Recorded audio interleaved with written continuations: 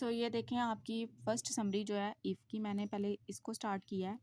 ये आपकी पोइम है इफ़, इसका मीनिंग है अगर। और इसका जो पोइट है ना, जैसे मैंने आपको एक वीडियो में सबसे पहले बताया कि पोइम लिखने वाले को पोइट कहते हैं, तो ये है रुडयार्ड किपलिंग। रुडयार्ड किपलिंग एक बंदे का नाम है, ये एक शायर है जिसे पोइट कहते हैं। इसने ये नज़म लिखी है यानी कि पोइम इफ़। ये जो आगे आप देख रहे हैं डिजिट्स, इनका क्या मतलब होता है? इसका मतलब है कि ये जो नाम लिखा गया है रुडयार्ड किपलिंग, ये जो बंदा है ये आगे उसकी डेट ऑफ बर्थ और डेट ऑफ डेथ बताई गई है।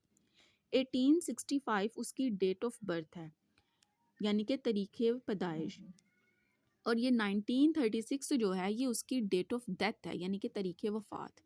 तो ये आगे आप अगर पेपर में लिख भी लेते हैं वेल एंड गुड, अगर नहीं लिखते तो कम से कम कोशिश करें कि अगर लिखनी है तो सही लिखें, नहीं आती तो आप छोड़ भी सकते हैं, लेकिन पोइट का नाम आपको आना चाहिए। बहुत से बच्चे इसको याद कर लेते हैं, अच्छी बात है, लेकिन अगर बिलफर्ज आपके जहन से निकल गया तो खुद से लिखने की कोशिश ना करें, उसको छोड़ दें। आप सिर्फ पोइट का नाम अगर अच्छी तरह लिख लेते हैं तो वो भी एक्सेप्टेबल है। तो आपकी जो पोइम इफ़ है मैं अब आपको वो पढ़ाने जा रही हूँ, उसके जो पोइट का नाम है वो है रुडयार्ड किपलिंग। ये डेट ऑफ बर्थ है, ये डेट ऑफ डेथ है।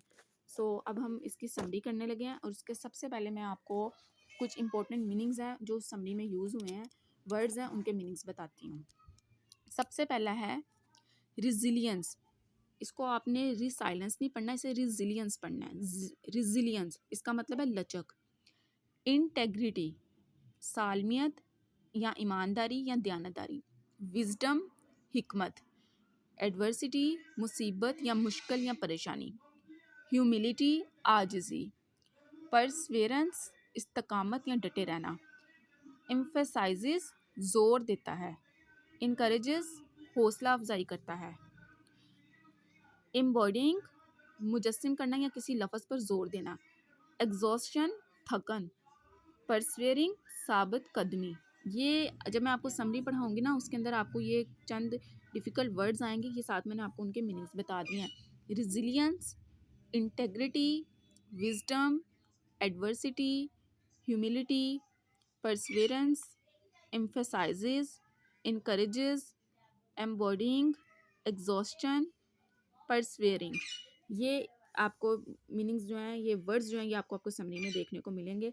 सो ये यहाँ पे इनके डिफ़िकल्ट जो हैं, ये डिफ़िकल्ट वर्ड्स थे, ये उनके उर्दू मीनिंग्स हैं, ताकि आपको समरी समझने में आसानी हो। इसलिए मैंने सबसे पहले इनकी एक लिस्ट बना ली थी कि आपको समरी को समझने में आसानी हो जाए। अब ये इफ़ पोइम का नाम है, ठीक है, तो ये उसके अंदर से समरी के अंदर जो कुछ डिफ़िकल्ट वर्ड्स थे वो मैंने निकाल लिए हैं।